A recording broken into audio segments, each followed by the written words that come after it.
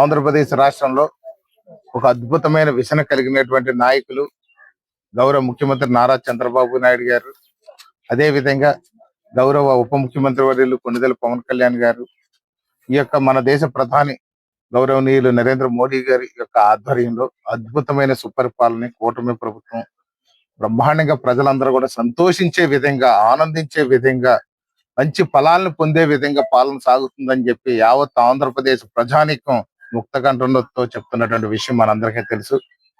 ముఖ్యంగా ఆ రోజు ఎలక్షన్లకు వెళ్లే ముందే పెన్షన్లు పెంచేస్తాం, ఖచ్చితంగా ప్రతి ఒక్కరికి కూడా పెన్షన్ అందజేస్తాం అనే విషయాన్ని గౌరవ ముఖ్యమంత్రి నారా చంద్రబాబు నాయుడు గారు, ఉప ముఖ్యమంత్రి శ్రీ కొణిదెల పవన్ కళ్యాణ్ గారు, కూటమి తరఫున స్థానికంగా కూడా నేను బొడ్డు వెంకటరమణ చౌదరి గారు, అలాగే బీజేపీ నుంచి మన వీరన్ చౌదరి గారు కూడా చెప్పడం జరిగింది. ఈ యొక్క కూటమిలో ప్రతి ఇంటికి కూడా ఖచ్చితంగా పెన్షన్లు 1వ తేదీన అందజేస్తాము. అదే విధంగా ఈ యొక్క ఎవరైతే వితంతు పెన్షన్లు కానివ్వండి, వృద్ధాప్య పెన్షన్లు కానివ్వండి, 1000 రూపాయలు పెంచిస్తానన్నాం.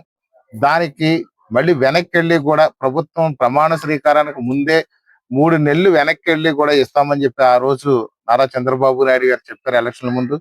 ముఖ్యమంత్రి అయిన తర్వాత మొట్టమొదటి ప్రమాణ స్వీకారం చేసిన తర్వాత ఇచ్చే మొట్టమొదటి పెన్షన్ లో గడిచినటువంటి 3 నెలల కాలం బకాయిలతో సహా 1000 రూపాయలు పెంచి కూడా పెన్షన్ ఇవ్వడం జరిగింది. అదే విధంగా వికలాంగులకు 2000 రూపాయల పెన్షన్ పెంచి ఇవ్వడం కూడా జరిగింది.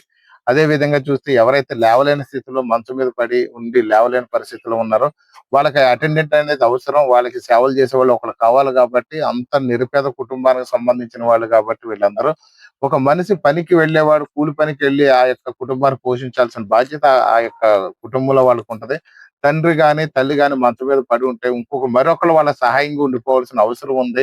అలాంటి పరిస్థితుల్లో వాళ్ళకి జీవనోపాధిని కోల్పోతారని బాగా ఆలోచించిన కూటమి ప్రభుత్వం. అదే విధంగా చూస్తే మందుల ఖర్చులు కూడా ఉంటాయని 15,000 రూపాయలు ఇస్తామన్నారు. ఆ యొక్క బెడ్డెడ్ పెన్షన్ కూడా 15,000 రూపాయలు పెంచిస్తాం అనేది కూడా ఖచ్చితంగా మొట్టమొదటి రోజు నుంచి కూడా ప్రమాణ స్వీకారం గౌరవ ముఖ్యమంత్రి నారా చంద్రబాబు నాయుడు గారు చేసిన నాటి నుంచి తప్పనిసరిగా సూర్యుడు ఉదయించక ముందే పెన్షన్లన్నీ కూడా 90% పెన్షన్లన్నీ కూడా డిస్ట్రిబ్యూషన్ మన రాష్ట్రం అంతా కూడా చేస్తున్నారు. ముఖ్యంగా రాజానగరం నియోజకవర్గానికి చూసినట్లయితే ఈ పెన్షన్లు సక్రమంగా కూడా 3 మండలాల్లో కూడా ఇన్ టైంలో బిఫోర్ 10 o'clock కల్లా కూడా పెన్షన్లు 90% పెన్షన్లు ప్రతి నెల కూడా అధికారులు సమర్థవంతంగా కూడా వాళ్ళు ఎన్ని కష్టాలు వచ్చినా సరే, ఆకుండా వర్షం వచ్చినా, వరద వచ్చినా, ఏది ఇబ్బందులు ఉన్నా సరే 1వ తేదీన పెన్షన్ అనేది వాళ్ళు ఖచ్చితంగా డ్యూటీ అనేది సిన్సియర్ గా పట్టుకెళ్ళి ఇచ్చేస్తున్నారండి.